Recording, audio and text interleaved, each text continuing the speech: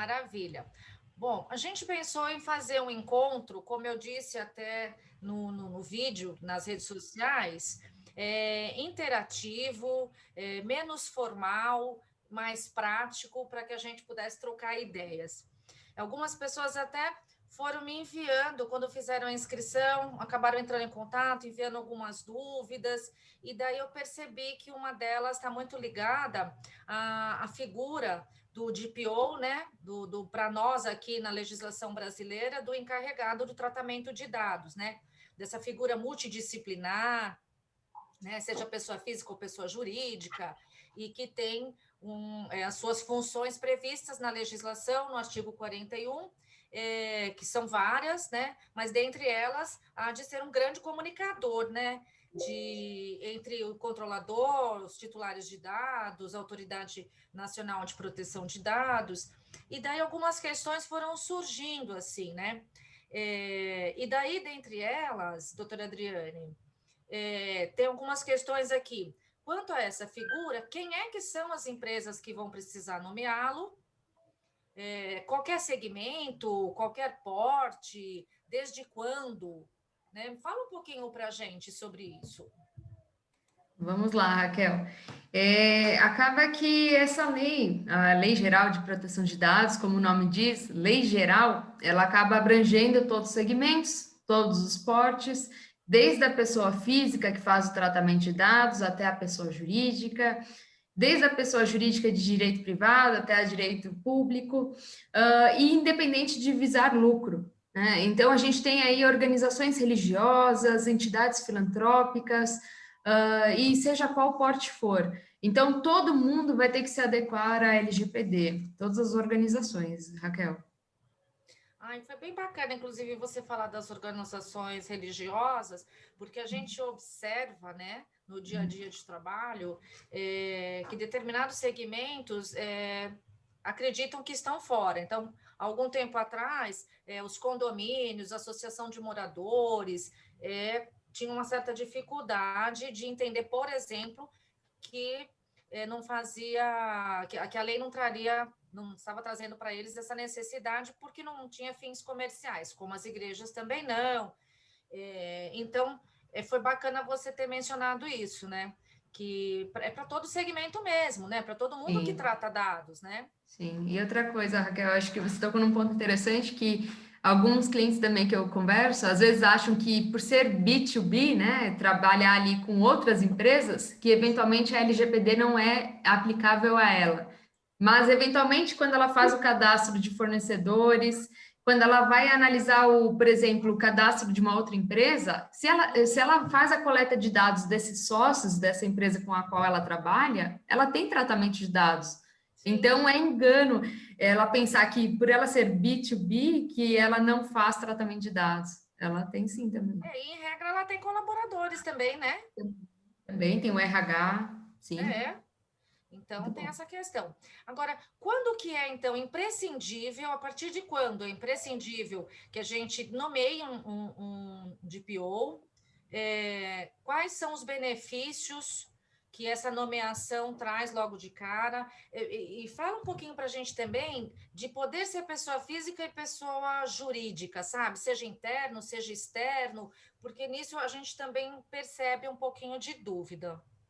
Sim, vamos lá.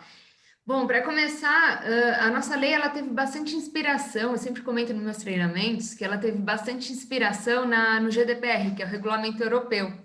E quem estudou a carreira de PO, tem diversas certificações no mercado, mas, por exemplo, eu sou instrutora da Exim. E aí, quando você estuda o GDPR, vai estudar LGPD, você vê a similaridade. E o que no GDPR tem? Tem lá expresso a possibilidade de ter o DPO as a Service, que seria o DPO as a Contract, né? Que é, na verdade, é o DPO terceirizado. É como uma consultoria que vai te dar o apoio. Porque a gente sabe, quem está lidando com projetos de adequação, não é que você vai entregar o projeto e nunca mais você vai tocar nele. Pelo contrário, tem um plano de continuidade. Tem o exercício dos direitos dos titulares, que a gente vai comentar provavelmente daqui a pouco, né? Mas, assim, tem o tempo todo ali que tem que ter a atividade envolvendo dados pessoais e vai ser necessário. Traz aí uma atividade que, eventualmente, a empresa não tem alguém interno para fazer isso. Ela vai ter que contratar uma consultoria ou alguém que lhe preste esse serviço. Então, para ter essa nomeação, Raquel, é obrigatória a sua nomeação, isso segundo o artigo 41, para pessoas jurídicas de direito privado, e para pessoas jurídicas de direito público, segundo o artigo 23. Então, até órgãos públicos vão ter que nomear esse encarregado, esse DPO. Sim. E como a nossa lei ela é abrangente, ela não traz se tem que ser interno ou terceirizado, hoje é possível a contratação da consultoria e ter essa nomeação.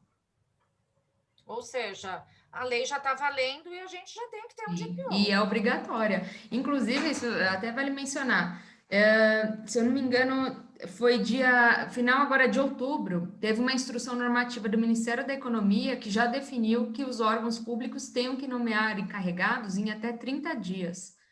Então, o que a gente tem visto é um movimento, inclusive, do setor público. O que eles estão fazendo? Estão nomeando os próprios servidores públicos. Sim. Mas, às vezes, esse servidor único, ele não vai dar conta de tudo. Às vezes, vai ter que contratar, eventualmente, consultorias para te dar o suporte ali complementar. Esse também é um ótimo ponto, né? Se a gente for dar uma olhada na legislação, as funções do DPO, a gente percebe que é tão multidisciplinar, né?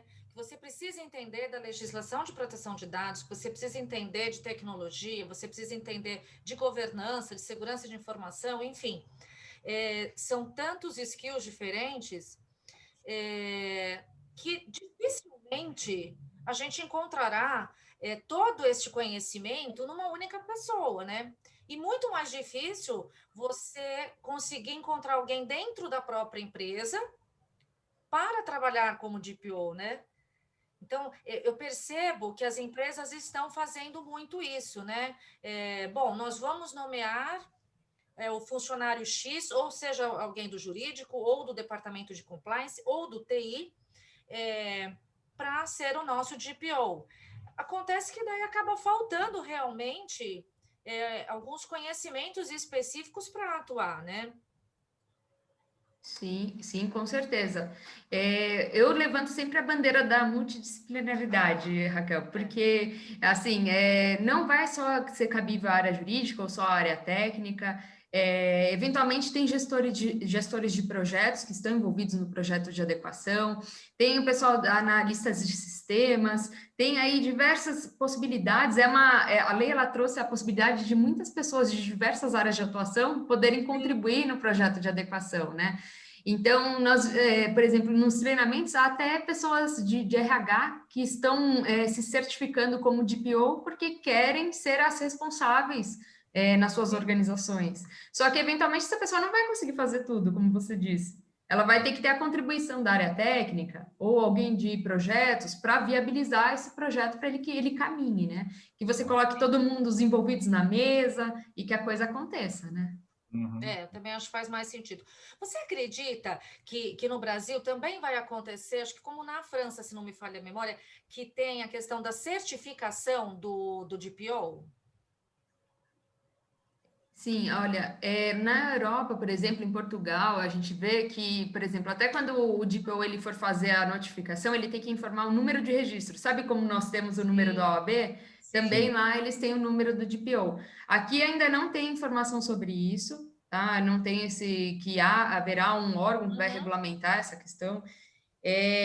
Pode ser que venha a ter, né?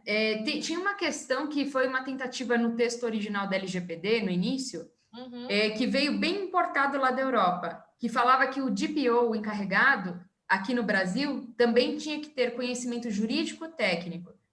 E aí foi até objeto de veto quando Michel Temer ele editou a medida provisória 869, que foi considerado ali que essa questão de quem é responsável, quem tem que ser o DPO é aquele que a empresa entender que é o melhor para si. Então, quem vai colocar as exigências para a Adriane ser a DPO daquela organização ou a Raquel vai ser a própria organização. Ela que tem que entender, é o próprio mercado que tem que definir o que é prioridade ali, o que tem que, o que tem de, aquele cargo tem que ter de atribuições.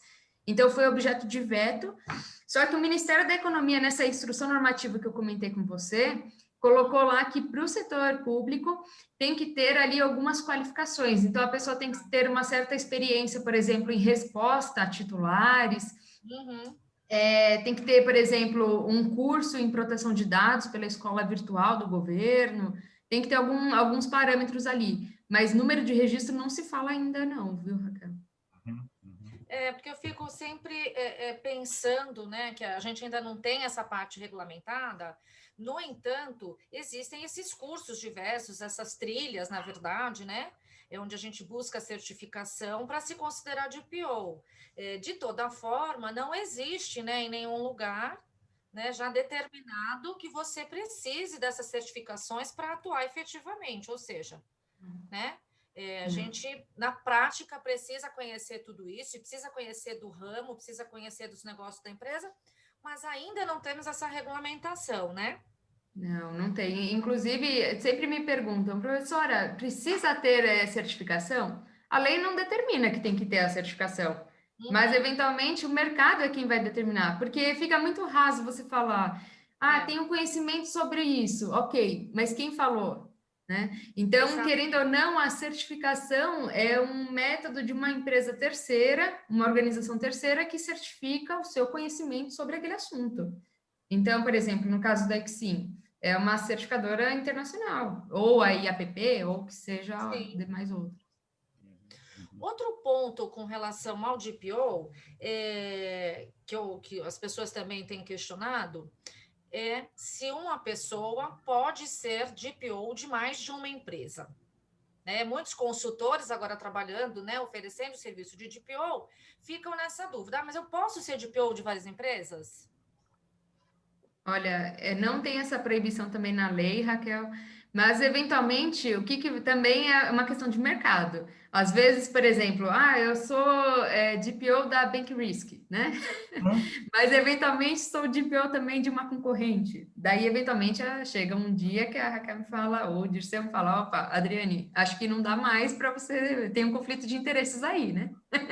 Mas até ponto em contrário, nada impede, né? A lei ela não traz essa questão e o GDPR também não, né? Ela traz, inclusive o GDPR na Europa lá tem a possibilidade do DPO ser DPO de mais de uma empresa. Só que eventualmente tem a possibilidade de identificar conflito de interesses, se por acaso, por exemplo, no caso dos advogados, se a pessoa ao mesmo tempo defende processos e aí ao mesmo tempo ela também responde ali para os titulares, pode ter algum conflito de interesses, inclusive já foi objeto de multa. Também compliance officers, que às vezes tem ali que reportar, que trabalha com auditorias e até questão da área de compliance cabível mesmo, eventualmente foi identificado também conflito de interesses nesses casos, no caso lá da Bélgica. Então, eventualmente pode ser discutida essa questão, mas por enquanto não tem essa questão de conflito de interesses definido pela lei. É bem interessante. Dirceu, você gostaria de trazer uma pergunta? Sim. Doutora Adriane, imagine que a senhora fosse dona ou presidente de uma empresa média, sei lá, o que a gente tem percebido na faixa de 200, 300, 500 funcionários, com grandes exposições, que atua em B2C ou não. O que a senhora diria que são os primeiros passos para não incorrer eventualmente num erro grave?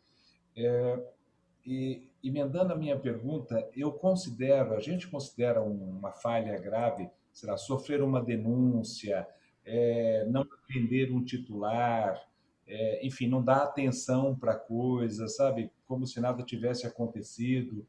A imagem da empresa, eventualmente, num erro técnico de vazamento, coisa assim.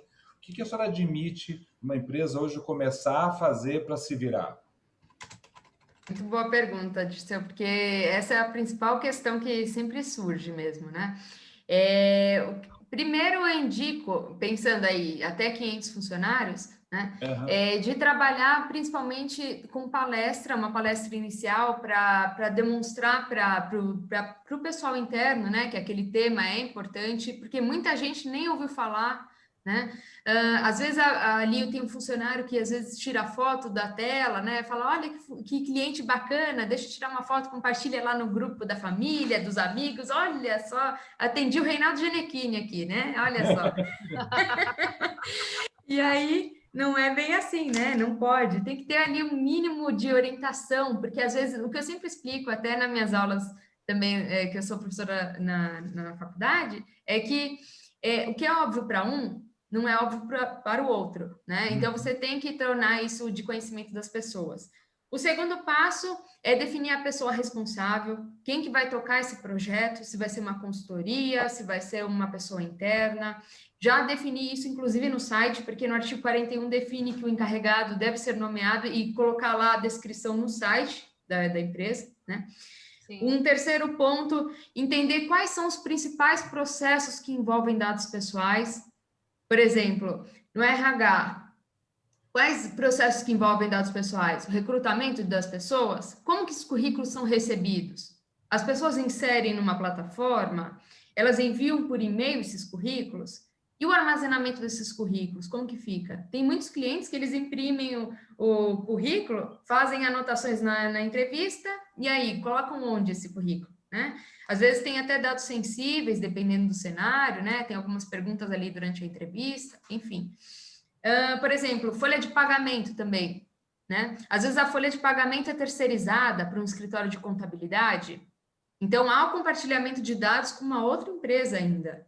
Então você vai ter que entender quais dados são compartilhados, por qual motivo, se lá no escritório de contabilidade tem um mínimo de governança, porque eventualmente pode ocorrer uma situação de violação lá no escritório de contabilidade e a sua empresa vir a responder de forma solidária, né? Um outro ponto que eu sempre recomendo também é a análise de riscos. Mesmo uma empresa de pequeno porte, fazer um mínimo de análise de riscos. Ok, qual que é o risco de eu enviar essa planilha por e-mail contendo dados dos meus clientes ou contendo dados dos empregados e esse e-mail ser direcionado para uma outra pessoa? E se ocorrer isso, como que a gente vai fazer? Quais são as medidas corretivas nesse sentido? Numa outra situação também, implementação dessas medidas, aí partir para correção de documentos, revisão de contratos, emissão de termos. Pensando no cenário que você comentou, Dirceu, do B2C, né? Obter aí consentimentos dos titulares, tá? Tá ok meu áudio? Tá Não, ótimo. é que estava dando um retorno. Então, às vezes também tem algumas empresas que a gente conversa e o pessoal acha o seguinte: eu obtive no consentimento, o consentimento dos meus clientes no passado, então tudo bem, eu não vou precisar mais retomar essa questão. Ok, vamos dar uma olhada nesse consentimento. O consentimento, na época, às vezes foi obtido sem informação para o que foi obtido o consentimento, né? Sem a descrição da finalidade, ou seja, um consentimento geral para a utilização de tudo, né, daqueles dados. Então, ele pode ser eventualmente declarado nulo. Então, é uma oportunidade única, Dirceu, eu diria, de governança pelas organizações, seja qual porte for, de retomar os processos, revisar tudo, né? Se esse consentimento está mal redigido, não é claro, não é transparente, revisar, retificar ou até ratificar esse consentimento com o cliente, né? Porque base legada, o que já existe, também tem que seguir a LGPD. A senhora sabe, a gente, em algumas situações, o que nós estamos percebendo que fica mais fácil para a gente conversar com algumas empresas, no sentido de que aproveite a necessidade legal da LGPD e faça algumas coisas que você não fazia, que colocava a sua empresa não em risco de privacidade de dados, mas colocava o seu negócio em risco, por exemplo, na área de TI, que é o Cândido Júnior, que é o nosso especialista. Então, a gente vê situações em que a LGPD, graças a Deus, está fazendo com que se tome algumas precauções que os dirigentes da empresa eram reticentes em fazer, quer seja em função de um investimento, ou, enfim, uma série de razões, né? Eu não sei se você tem visto situações como essa, mas Se tinha alguém que estava achando que a LGPD não ia pegar, agora pegou de vez, né, Dirceu? Porque o pessoal ficava esperando, será que que a LGPD vai pegar, né? Será que não vai? Porque, querendo ou não, traz uma demanda, né, Dirceu? A gente fala que traz aí, se não é questão de recurso financeiro que traz essa demanda, mas traz aí um ônus de tempo, né? Que você vai ter que revisar processos, tem que direcionar uma pessoa responsável para aquilo. Então, querendo ou não, traz um trabalho que a empresa não queria ter que fazer isso. Mas, por outro lado, por outro lado, traz aí benefícios como vantagem competitiva, porque eu já vi muitas vezes, acompanhando até clientes, que no final da reunião, qual que é a última pergunta? Mas e a sua empresa está adequada à LGPD? Então, virou um critério até de diferencial competitivo. Se você está participando de um processo seletivo, seja como pessoa física, por exemplo, de uma vaga de trabalho, ou até como uma empresa para ter relacionamento com uma outra, se você não sabe o mínimo de LGPD, você está fora do mercado. É isso que a gente... Aliás, você sabe que outro dia, também numa palestra, né, estávamos falando sobre LGPD e sempre tem alguém que questiona, né? Mas será que essa lei vai pegar? E por alguns motivos, né? Porque, de fato, algumas leis acabam não pegando, né? Então, existe já uma questão cultural com relação a isso. E eu acredito também que essa questão desse período onde a gente teve uma incerteza quanto à data de entrada em vigor, também foi deixando com que as empresas, os comerciantes, enfim, as pessoas ficassem meio sem saber. De toda forma, hoje a gente sabe que a quantidade de reclamações junto ao PROCON é muito grande, as denúncias do Ministério Público, e você mesmo coordena o projeto na NPPD, né? A gente consegue visualizar agora, ali na página, alguns processos já em andamento que tem por objeto, né? Essa questão da LGPD, que a proposta é muito interessante, depois é até legal a gente colocar aqui no chat, porque essa página foi sensacional, né? De trazer para as pessoas esse conhecimento de que, olha, existe o processo sim. Sim, sem dúvida. Sim. Tem que estar todo mundo adequado, né? Nesse sentido, doutora, como é que fica, por enquanto, que essa sempre é uma dúvida também, ela é bastante recorrente, as pessoas falam, mas as sanções administrativas, elas ficaram para 2021. Então, tá tudo certo, eu não preciso me preocupar tanto assim, porque agora é só 2021. Nós sabemos que não é bem assim, né? Não é nada disso. Fala um pouquinho disso para a gente. Vamos lá. Bom, as sanções administrativas ficaram para 2021, mas são as sanções que a autoridade nacional vai aplicar. Mas nada impede, Raquel, dos titulares já entrarem em contato com as organizações e exercitarem os direitos delas. E isso já pode ser exercitado desde setembro, né? Desde a vigência da LGPD. Então, o titular entrar em contato e perguntar à empresa, quero saber desde quando você tem os meus dados. Por qual motivo você tem os meus dados? Quais são os dados que você tem aí? Né? E aí a empresa tem que responder em até 15 dias sobre esse acesso, sobre essa existência dos dados. Se ela não está com um projeto de adequação em andamento, fica muito difícil ela responder isso a tempo, né? Fica bem complicado. E Raquel, acho que é um ponto interessante também que você tocou, foi a questão que o ano passado teve uma discussão, e até começo desse ano, até pouco tempo, será que vai, não vai a vigência da LGPD? Ficou aquele impasse, né? E até com o projeto de lei 1179, enfim, tiveram várias medidas aí, várias tentativas de prorrogação da LGPD, mas fato é que a LGPD está vigente, né? E aí as pessoas têm que se adequar. E essa questão das sanções também é possível eventual multa perante o Poder Judiciário, né? Então, o titular não teve um retorno da empresa, ela pode recorrer perante o Poder Judiciário contra a empresa. Então, para quem não conhece, por exemplo, o meio jurídico, juizado especial, que é o tal do Justiça das Pequenas Causas, a pessoa, às vezes, ela não sabe nem escrever. Se ela for até o juizado especial, ela tem o direito de pedir para o cartorário escrever uma petição para ela, né? E pleitear o direito dela ali. Então, é possível até indenizações perante o Poder Judiciário. Pois bem, né? Então já está valendo.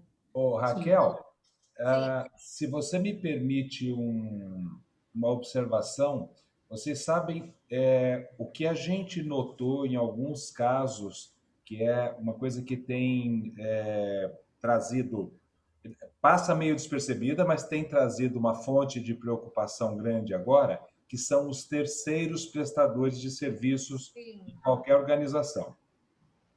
Então, muitas vezes, se a empresa não sabe da existência disso, muito menos o terceiro.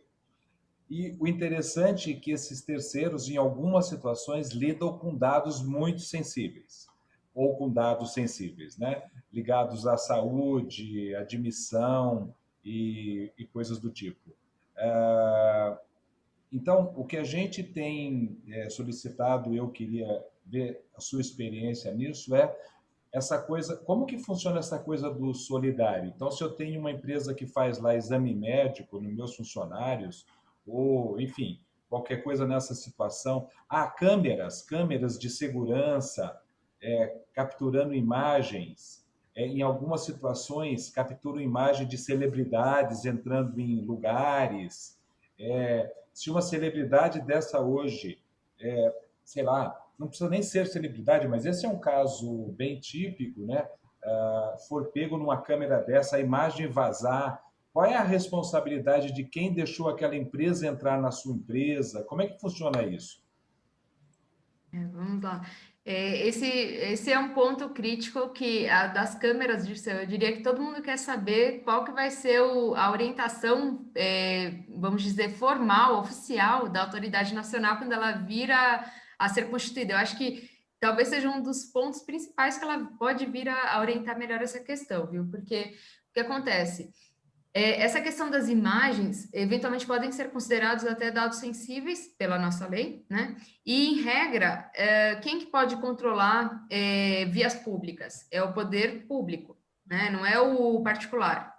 Inclusive, na Europa, tem sido aplicadas multas nesse sentido, porque, às vezes, tem um estabelecimento que filma, ao mesmo tempo, ali a calçada e filma também o estabelecimento. E foram aplicadas multas nesse sentido porque o tribunal entendeu o seguinte, que o estabelecimento, se visava ali alguma segurança do estabelecimento, deveria ter a câmera só virada para o estabelecimento, não filmando também pessoas que ali trafegam. Então, pode ser que a gente tenha um direcionamento também nesse sentido, tá? Para fins de segurança pública, a gente vai ter tem até um projeto de lei que está para ser apresentado, provavelmente até o final desse mês, que foi criado como chama?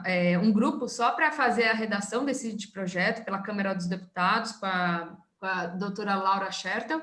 Então, a gente vai ter uma definição sobre essa questão, que a LGPD dela não abrange essa questão da segurança pública, mas pensando em segurança patrimonial, se eventualmente uma celebridade é filmada entrando num estabelecimento, se ela não concordou em fornecer aquela imagem e teve um vazamento daquilo, quem que vai responder primeiro é quem coletou, ou seja, o estabelecimento, é a controladora. Ou seja, ela contratou uma terceira para prestar esse serviço de filmagem de segurança patrimonial. Ok, essa segurança atua como operadora. Ela pode vir a responder junto, mas primeiro quem responde é a controladora. E aí o que eu digo sempre, o contrato é quem vai definir a responsabilidade das partes, porque esse contrato tem que estar muito bem redigido entre as duas, entre a contratante, o estabelecimento, por exemplo, um restaurante que seja, que filmou ali a celebridade, e a empresa que faz a segurança patrimonial, para definir essa questão de responsabilidades. E isso é regido também pelo Código Civil, né? Mas também essa questão da responsabilidade vai ser definida também pelos contratos. Que interessante, né? Eu vou pedir licença a vocês um minutinho. O Gabriel vai colocar um link no nosso chat, que aproveitar que nós estamos com um número grande de pessoas na sala. Nessa linha das palestras, quem tiver interesse de ter uma palestra de conscientização, a gente faz palestras para o Brasil inteiro, toda hora. No caso, o pessoal da Bank Risk, a doutora Adriane, ela faz palestras em outros ambientes, é óbvio que está sempre convidada para a gente, mas a gente faz palestras de conscientização e é onde a gente tira a nossa maior matéria-prima de casos do dia a dia, a vida como ela é, né? E são sempre experiências muito interessantes. Depois a Raquel, se quiser, pode compartilhar um pouco a coisa de condomínios que a gente viu que está acontecendo, né? Então, o Gabriel colocou um link. Quem tiver interesse em ter uma palestra na sua empresa gratuita, responde, por favor, algumas perguntas e a gente terá o enorme prazer de agendar essas palestras. Tá bom. Raquel, a bola está contigo. Obrigada. Quem quer fazer uma pergunta agora, eu acho que é o Júnior. Sou eu, Raquel. Boa noite a todos. Eu cheguei, peguei já o bonde andando, né? Coisa feia, né? Mas deixa eu me apresentar. Segurança de informação conosco, viu? Desculpa, não entendi, Raquel. O Júnior trabalha na parte de segurança de informação aqui na Bank Risk. Sim, o menininho do hacker da Bank Risk. Beleza, eu gostaria de fazer uma pergunta para a doutora. Boa noite, doutora, tudo bem? Boa noite, bem você? Beleza, tranquilo. Queria fazer uma pergunta referente ao tema bastante atual hoje, que são as campanhas políticas, que a gente sabe que está muito em alta agora, as eleições, e queria saber a questão do tratamento desses dados, como o pessoal que faz a distribuição, essa chamada de marketing, hoje para os eleitores, como eles devem fazer a coleta dessas informações, de que modo eles devem agir para fazer esse marketing para o eleitor? Quais dados eles precisam usar, né? Cândido Júnior, né? Acho que desculpa, Cândido Júnior, né? Desculpa. Júnior, não tem problema. Desculpa. Eu acho que falar quais dados são obrigatórios para o candidato, eu acho que é difícil dizer, né? Mas, por exemplo, foi levantada uma questão que eu acho interessante, porque está bem em voga, né, esse assunto, por conta das eleições que estão para acontecer, né? Mas o que eu digo é assim, eventualmente esse candidato ele faz a coleta de dados de possíveis eleitores? Se sim, ele pode ser enquadrado pela lei como um controlador, eventualmente, né? Agora, eventualmente, se ele faz impulsionamento, por exemplo, de uma publicação no Facebook, no Instagram, mas os dados são coletados pela própria plataforma, ele pode eventualmente ser considerado aí um mero utilizador da informação, mas ele não consegue identificar quem é a pessoa final ali. Quem faz essa identificação é a plataforma. Então, em regra, ele não faria um tratamento de dados. Então, não teria abrangência da LGPD. Então, não seria um problema nesse contexto. Agora, se por acaso ele pede para os eleitores de uma cidade, por exemplo, preencham Google Forms e eu vou enviar um mailing, ou senão eu vou enviar todos os dias uma mensagem para vocês, né, pelo WhatsApp. Nesse contexto, sim, aí ele faria uma atividade de tratamento. Em regra, teria que ter ou consentimento desses eleitores, ou senão, tem uma outra base legal que é de legítimo interesse, principalmente. Só que daí fica difícil não ser o consentimento, porque legítimo interesse você tem que trazer algum benefício para o eleitor. E qual que seria o benefício dele receber essa mensagem? Né? Talvez só se ele contribuir, por exemplo, com informações, com campanhas de conscientização, e aí colocar o vote 1, 2, 3, né, no final, talvez, mas eu acho que é muito difícil. E o que eu sempre recomendo nesse contexto eleitoral é observar as resoluções do TSE, né, porque eles colocam essa orientação do que pode e o que não pode. Por exemplo, tem até resolução que eu dei uma pesquisada outro dia, resolução 23610 de dezembro de 2019, o que ela traz lá? Ela já trazia no artigo 28 até uma questão da propaganda eleitoral, e falava que tinha que respeitar, inclusive, a LGPD. Então, ela teve uma atualização, inclusive, para estar em conformidade já com a LGPD. Então, sim, é aplicável a LGPD nesse contexto eleitoral também, Júnior. Legal. Então, tem que, ou é consentimento ou é legítimo interesse. Se for legítimo interesse, tem que trazer algum benefício para o eleitor. Legal. Falando em consentimento, eu ia te falar um pouquinho agora de outra coisa, de direitos dos titulares, mas aqui daí, puxando um gancho e falando um pouquinho dessas bases legais, muito as pessoas têm falado do consentimento como se o consentimento fosse algo maravilhoso e posso usar em todas as formas, é o mais flexível, é o que eu posso fazer de melhor, e as pessoas acabam se enganando demais com relação a isso, né? Eu acho que até é o contrário, né? Na minha opinião, o consentimento deveria ser deixado por último, né? Porque ele que me traz um pouco mais de instabilidade mesmo, para eu poder utilizar, para poder fazer um tratamento de dados. Fala um pouquinho para a gente disso, doutora Adriane. Esse ponto é bem interessante, inclusive aproveitando o exemplo do Júnior, pensando no candidato que está baseando a sua abordagem em consentimento, em regra, ele teria que disponibilizar alguma possibilidade da Raquel, como eleitora, revogar esse consentimento. Ou seja, ela teria que ter a possibilidade de, por exemplo, se ela está sendo abordada via WhatsApp, como que ela poderia enviar para o remetente? Olha, Júnior, não quero receber mais suas mensagens. Como que isso vai acontecer? E, eventualmente, o Júnior, como candidato, teria que ser capaz de conciliar. Ok, a Raquel já forneceu consentimento e eu posso abordá-la, e o Dirceu pediu revogação e eu não posso abordá-lo. Então, tem que ter essa capacidade de quem deu o opt-in e quem deu o opt-out. Tem que ter... eventualmente, tem plataformas aí que ajudam na gestão desse opt-in e opt-out de consentimento. Mas, eventualmente, se você aborda uma pessoa e ela pediu a revogação do consentimento, depois é cabível uma sanção administrativa ou também uma indenização perante o Poder Judiciário. A gente viu casos aí, tem casos acontecendo a todo momento, né? No setor imobiliário aconteceu há pouco tempo também, né? Então, a todo momento. O Wellington, que está assistindo a gente, que está participando, e, aliás, eu quero agradecer a presença do Wellington. O Wellington, bacana, eu conheço o Wellington Mônaco. Muito bom, professor. Ele é professor também. Profissional, é um prazer ter você aqui conosco, viu? E daí ele comentou aqui, né, que duas bases, o consentimento tem essa fragilidade, e o legítimo interesse também, né? Porque as pessoas têm a ideia de que também podem usar de uma maneira ampla, né? O legítimo interesse, e que também não é bem por aí, né? Tem as suas divergências com relação a isso, né? Sim, e traz ônus também. Desculpe.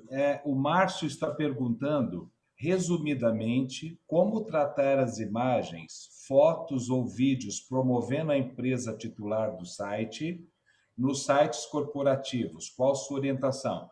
Se eu entendi, ele está falando de ter fotos e vídeos promovendo a empresa dele em sites corporativos, né? Imagino que com situações de cursos, ou enfim, qualquer coisa que a empresa faça, eu imagino que ele possa fazer um filme e promover isso em sites corporativos, né? Como é que você vê isso, por favor? Olha, tem que conciliar aí um pouquinho também do Código Civil, viu, pessoal? Porque a gente tem uma questão de direito de imagem que não pode se misturar, às vezes, com o contexto da LGPD, tá? Quando, por exemplo, se eventualmente uma pessoa ela não é identificável por um rosto, né? Porque ela não é muito... enfim, imagina aquela foto lá da empresa toda, final de ano, e aí fica no outdoor da cidade, né? Aí aquela pessoa sai da empresa, eu não quero mais constar lá no outdoor. E aí, como que fica essa questão, né? Então, é uma questão que, às vezes, não tem um aspecto totalmente ligado aí à LGPD, porque você não vai identificar aquele pontinho lá e falar, olha, aquela é a Adriane, né, que é mais empregada daquela empresa. mas sim você se sente incomodada, porque você não quer mais fazer parte ali, né? Então, é um contexto até de Código Civil, aí é uma lei civil, né? Então, o que acontece? Você tem que ter aí o consentimento desse empregado, seja no contexto da LGPD ou seja no contexto da lei civil, tá? Direito de imagem desse empregado para ele constar ou no site ou no outdoor, tá, Márcio? Respondendo a sua pergunta, o ideal é consentimento expresso, tá? Já era um problema muito antes da LGPD, né? Sim, sim, com certeza. Porque às vezes, sabe o que tinha também, Raquel? Não sei se vocês já ouviram falar de empregados que às vezes tem lá aqueles restaurantes animados, aí tem que ficar fazendo dancinha na frente do restaurante, e às vezes o empregado se sente incomodado, se sente incomodado, e aí depois filmaram lá e depois continuam passando lá nas TVs do restaurante, enfim, e a pessoa se sente constrangida, fala, ué, não quero mais, não tem mais, eu já evoluí, às vezes entrou nova naquele restaurante e não quer mais constar ali. Então, ela tem o direito de remoção ali da imagem dela. Tá. Sim. Só fazer uma pergunta. As dúvidas pode ser só via chat ou pode permitir o áudio também? Acho que via chat é melhor. Via chat é melhor? Então tá bom. Assim Então. todo mundo lê, é mais fácil. Tudo bem. Inclusive, né? Boa noite, pessoal. Eu sou o Gabriel, suporte da Bank Risk. E também já vou aproveitar para até fazer uma pergunta para a doutora, ou para todo mundo aqui, né? Eu tenho um colega que ele se formou como engenheiro, trabalha em uma empresa ele projeta maquinários para engenharia e para embalagem, se eu não me engano. Ali ele é projetista, né? Então ele faz toda a parte de sketch do material. Ele vai lá, tira foto, faz as medidas. Ele falou assim, cara, eu vou fundar uma pequena empresa, vou chamar de tal nome e eu vou fazer um site, Gabriel. E eu quero que você faça a análise do meu site, que eu ainda não postei. Falei, tudo bem, vou fazer a análise do seu site. Quando foi analisar o site dele, estava simples, básico, bem informativo, com tudo que ele precisava. O porém é que chegou no final e falou assim, ó, insira suas informações abaixo para você entrar em contato comigo. Falei, olha, cara, eu acho que essa parte aqui não é interessante para você ainda, se você não estudar o que seria LGPD ainda, porque você está coletando informação de uma pessoa e a lei já está em vigor. Não sei se você está ciente. Ele falou, está em vigor? Está em vigor, cara. Então, recomendo que você faça uma pesquisa primeiro, que isso pode trazer inúmeros multas ou prejuízos para você. Então, o que você recomendaria ele fazer como passo assim? O Gabriel já assustando o amigo. Não, mas é porque assim, é algo que acontece, né?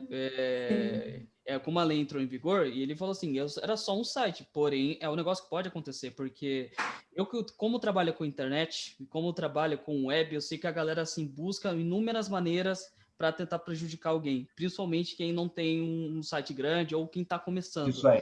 Então, o que você recomendaria? Eu recomendei ele não continuar investindo no formulário, ou colocar o e-mail dele, ou fazer uma outra forma. Mas o que você recomenda, tanto que fica até, né, vamos supor, você vai fazer um site, tenta evitar, se você não conhece, tenta evitar esse tipo de coleta, né?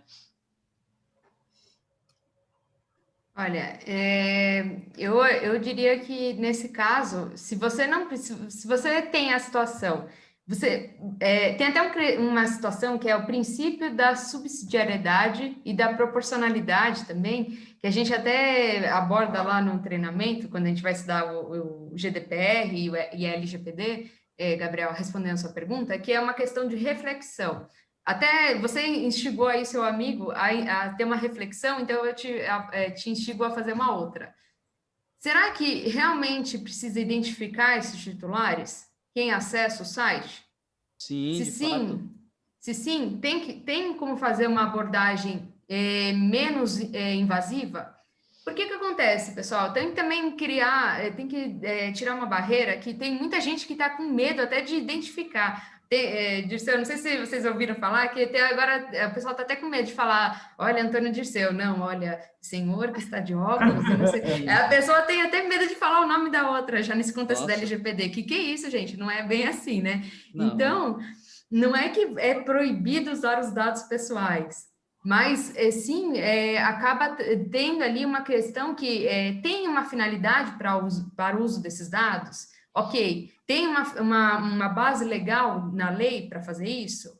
Então, porque no final do dia, o que a lei ela quer fazer? Ela quer resguardar a privacidade da pessoa física. O meu direito de ter o que é meu para mim. Então, o meu nome, eu quero ter o controle sobre quem utiliza o meu nome, Adriane Lima. É o princípio da autodeterminação informativa, né? Eu quero ter controle sobre o meu número de RG, o meu número de CPF. E eu quero dar poder para quem eu quiser utilizá-lo. Ou se não, só vai utilizar quem tiver uma obrigação legal, ou assim por diante, uma base legal para fazer isso. Mas a ideia é tentar resguardar ao máximo a privacidade da pessoa física, seja cliente, fornecedor pessoa física, um prestador de serviço pessoa física, um ex-empregado, um empregado, enfim. E no final do dia tentar entrar o mínimo na privacidade da outra pessoa. Perfeito, doutora. Muito obrigado pela Adriane, dúvida. é muito interessante sua fala, porque a gente sempre faz questão de frisar que a LGPD não chegou com a finalidade de proibir a utilização de dados, né? A ideia não é essa, né? É de regulamentar mesmo, é de falar como utilizar esses dados. É claro que a gente vai utilizar os dados, a gente vai continuar utilizando e cada vez mais, porque faz parte de um progresso mesmo, né? Cada vez mais as pessoas utilizam dados. A ideia de como é que a gente vai utilizar de uma maneira a respeitar os direitos das pessoas, né? Aham. E dando prosseguimento, a gente fala um pouquinho aqui de direito dos titulares. Nós temos alguns minutos, mas eu gostaria muito de ouvir um pouquinho sobre os direitos dos titulares, começando já por um direito que, na verdade, a GDPR fala do direito de ser esquecido ou apagado e tal, e a LGPD não fala especificamente disso, né? Mas eu gostaria muito de que você falasse um pouquinho para a gente como é que você acha que isso funciona, como é que isso vai funcionar efetivamente. Raquel, se você me permite, aproveitando essa explicação, ela pode ir de encontro a duas perguntas que estão aqui. Uma do José Roberto, que pergunta se eu entendi, como eu posso fazer para não infringir a privacidade dos outros usando dados pessoais, ok? E a do Celso perguntando: sou um consultor de remuneração e para meu trabalho eu uso informação de funcionário de empresas.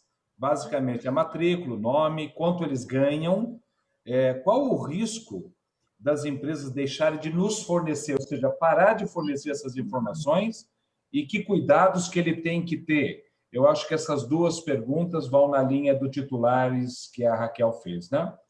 Legal, bacana. Pessoal, eu até aproveito aqui, eu fiz um vídeo recentemente sobre todos os direitos dos titulares, coloquei no meu YouTube, no canal, se vocês quiserem acompanhar lá também, aí tem mais detalhadinho, mas também a gente vai responder essas perguntas. Até só fazer um agradecimento rápido aqui, que eu vi uma mensagem aqui do José Francivaldo mais cedo, que ele está sempre acompanhando aqui, me acompanhando, então um agradecimento aí para as pessoas que têm me acompanhado. Colocar aí também a minha rede social. Bom, o que a gente pode falar dos direitos dos titulares, né? Vamos lá, a pergunta do José Roberto sobre a questão do uso dos dados como uma questão de, eventualmente, acusação de infringir a LGPD, ali é uma situação, José Roberto, que eu sempre coloco. Se você está do lado da pessoa que vai responder, ou seja, da controladora, o ideal é que você documente, que você dê uma resposta para o titular, para que, eventualmente, no futuro, ele não venha argumentar que você não respondeu, por exemplo, que você não deu atenção aos seus direitos. Porque descumprir direitos dos titulares é uma infração à lei.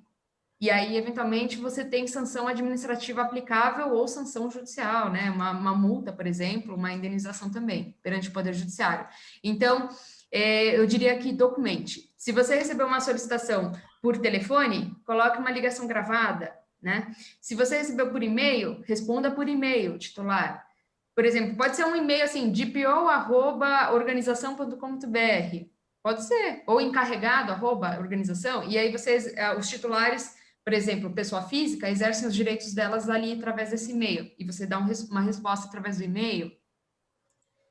A questão aqui do Celso, do consultor de remuneração, né?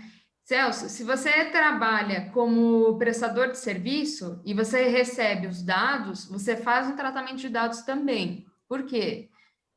Porque também essa questão é bastante importante, porque eu já ouvi também pessoas que falam, ah, não, mas, doutor, eu apenas recebo os dados, eu não coleto. Peraí, se você recebe, vai lá no artigo 5º e vê quais são os verbos do tratamento.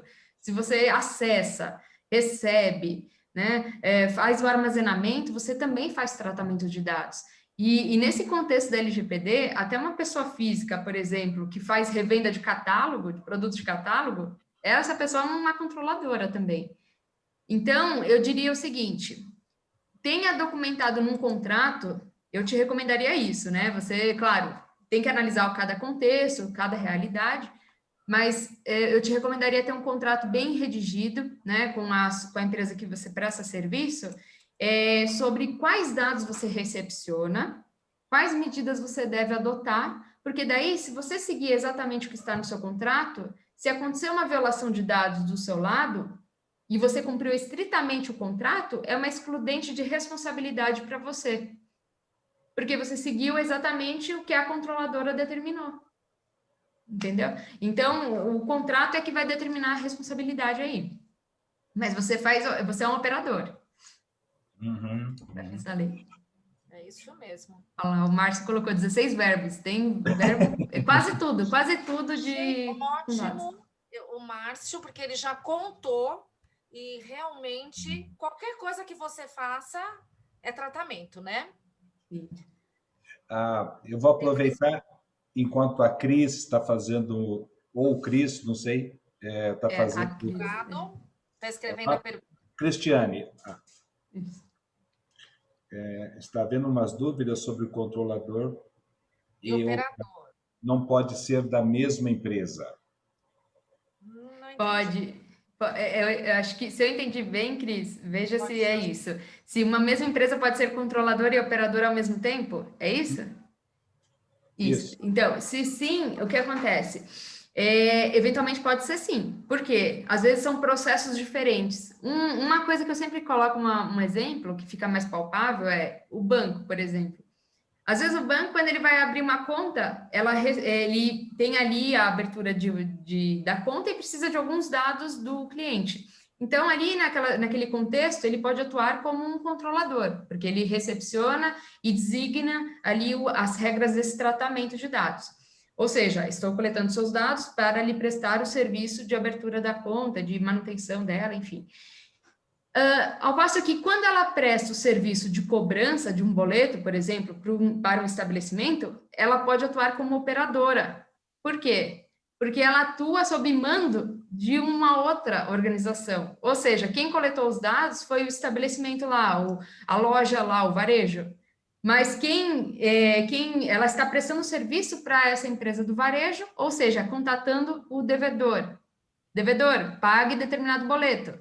Né? Então, ela atua como uma operadora nesse sentido. Então, depende do processo.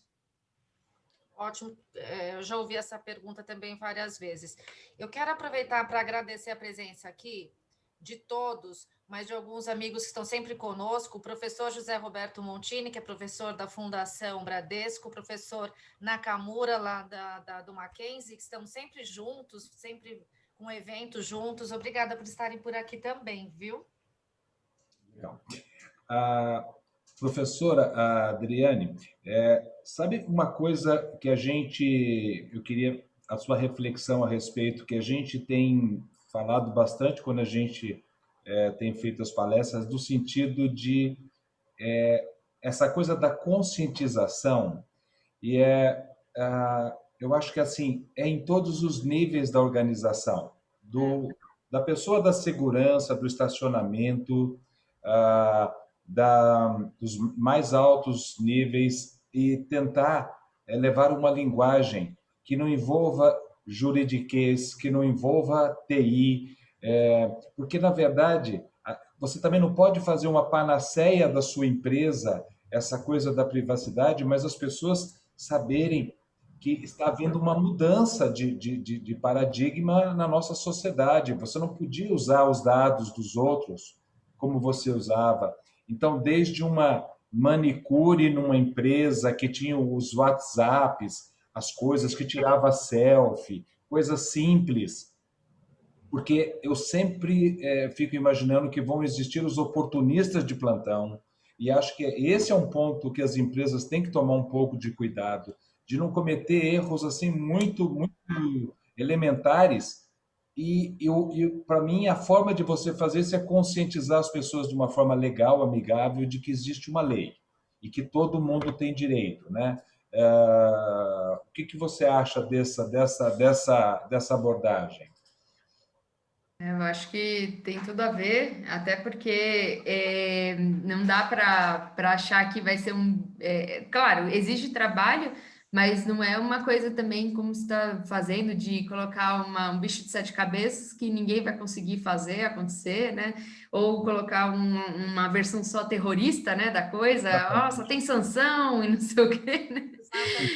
Mas é o seguinte, até outro dia eu ouvi também de uma pessoa que também estava conversando comigo, ela falou, mas o que é isso? Essa lei está me prejudicando. Eu, como pessoa física, o que é isso, né? Eu sou pessoa física, mas eu também sou gestora de empresa e eu não vou poder fazer mais nada? Calma aí, né?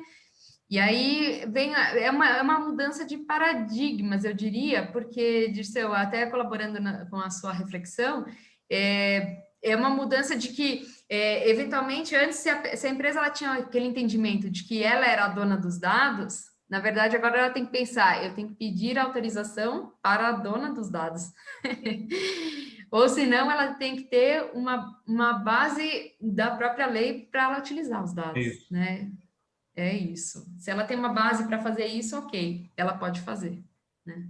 Legal. Mas a gente vai ter muitas novidades, eu acho que tem muito que ser discutido, né? A gente trouxe aqui poucas dúvidas, porque tem muita coisa para acontecer, né? A gente, lá no Comitê Jurídico, por exemplo, da NPPD, a gente discute como a LGPD vai ser aplicada para diferentes segmentos de mercado. Porque a LGPD, a todo momento, a gente interpreta diferente. Até a cada consultoria que eu presto, a cada vez que eu olho, eu volto na LGPD, eu interpreto de uma maneira diferente para cada contexto. Né? Será que tem alguma interpretação diferente? Enfim, tem alguma faculdade aqui, uma obrigação, enfim. Então, eu acho que tem muito a ser feito. A autoridade nacional precisa ser constituída para dar uma orientação oficial sobre algumas questões, por exemplo, as câmeras que vocês trouxeram a questão, eu acho que é um ponto essencial, né? E outros, né? São muitos pontos ainda para a NPD regulamentar, né, Adriane? E é o que você disse, é muito recente, uma legislação de 2018, mas que entrou em vigor agora, há menos de 2 meses. Então, todos nós profissionais da área estamos estudando o tempo todo, né? E no nosso grupo, né, na NPD, todo o dia inteirinho a gente tem novas reflexões e novos acontecimentos, e nas reuniões também, sempre assuntos novos, sempre novas reflexões, muita coisa para acontecer. E, de fato, eu fico feliz com isso, porque assim eu sei que a gente vai ter mais 1000 oportunidades de estar fazendo lives, e tomara que contando contigo, com a sua presença, para ir sanando as nossas dúvidas, enfim, né? A gente está chegando ao final, é uma pena, mas o Dirceu precisa dar aquela orientação daquela palestra, e eu vou pedir para o Gabriel colocar o link. Isso. É interessante, a gente, antes da pandemia, nós mudamos a sede da Banco-Risco para o Distrito Fintech, e a gente tem falado com as fintechs, como todo mundo sabe, elas usam alta tecnologia para serviços financeiros, e elas têm a preocupação de já nascerem adequadas à LGPD, porque no caso de serem vendidas, ou enfim, elas sabem que esse vai ser um requisito do novo comprador. Então, eu acho que também tem uma coisa de você entender que a sua empresa ela ganha valor ao estar em compliance com uma lei dessas, porque é onde passa a ser um diferencial também, seja o que for. Aproveitando o José Francivaldo, José, tem um link aqui para essa palestra que a gente faz gratuitamente sobre, a gente chama de conscientização, essa fase. É uma palestra muito simples, em que a gente disponibiliza uma série de recursos gratuitos, de sites, enfim, de manuais, de cursos. Inclusive, professora, nesse sábado agora a senhora tem uma outra versão do curso? Nesse sábado? A senhora fez o curso agora nesse sábado passado, não foi? Sim, sim, foi. Tem um próximo marcado, não tem ou não? Não sei, não tem por enquanto, não. Não. Eu achei que tinha um próximo marcado. No próximo sábado eu tenho aula na PUC. Mas a gente sempre tem cursos muito bons, basta você ficar observando as redes sociais. Esse que a senhora fez sábado, do dia inteiro, é uma verdadeira certificação de DPO, né? Uma coisa muito boa. Então, eu acho que o caminho é o autoaprendizado, é você ir atrás das coisas, ver o que está acontecendo e participar dos grupos, e é tudo que hoje a gente tem muito fácil, né? Com certeza, e ainda esse cenário das lives colaboraram nesse sentido, né? E parabéns pela iniciativa, Dirceu, Raquel, a equipe aí da Bank Risk, de promover o trabalho aí de conscientização sobre o tema, né? Tá bom.